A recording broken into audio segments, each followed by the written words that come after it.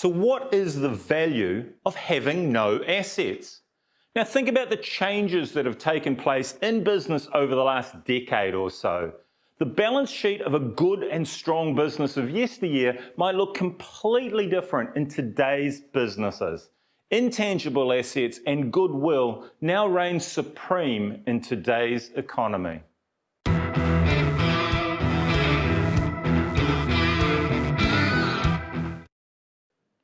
Intangible assets and goodwill are now viewed with increased importance when completing business valuations. The transport and logistics sector provides a great example of how thinking has moved in recent times. Historically, a transport company with a fleet of trucks was purchased based on the market value of the trucks. Now, this is very rarely the case now, with most large transport transactions using a profit multiplier as the valuation methodology. The key reason behind this move away from using fixed assets as a driver for valuations has been the bank's view that the business's profitability and cash flow is the most important repayment characteristic for any company from a banking perspective.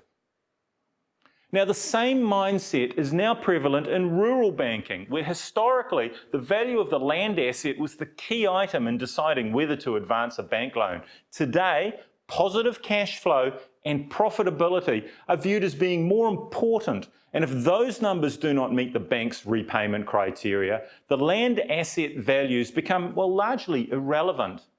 For mature and traditional businesses, goodwill is the cash flow generating ability of a company over and above their asset value. Back to our transport example. If a transport business is generating $1 million of profit, selling for $4 million, and has trucks worth a value of $2 million, the goodwill value is $2 million. The business valuation of $4 million is made up of $2 million of trucks, that's the fixed assets, and $2 million of goodwill, hence 4 multiple. So think about this. Uber, the world's largest taxi company, owns no vehicles.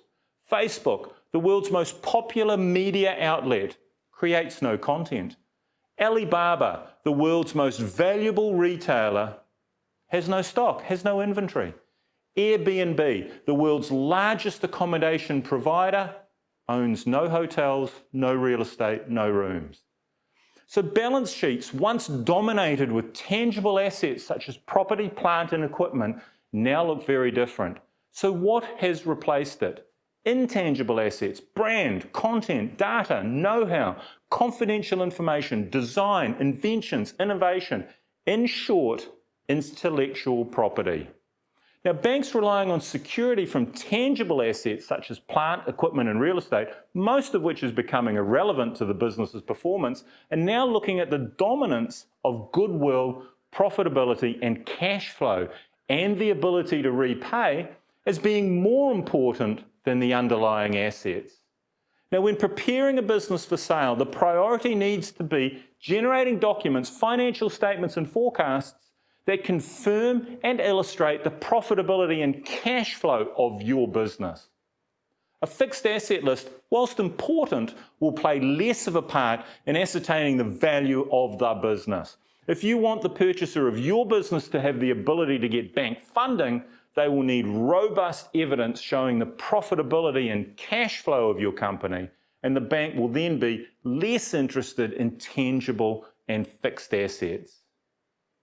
There is a clear trend that new businesses are moving away from owning fixed assets and instead are becoming experts in inventing, innovating, gathering data, implementing new processes, platforms that generate an intangible asset value for their investors.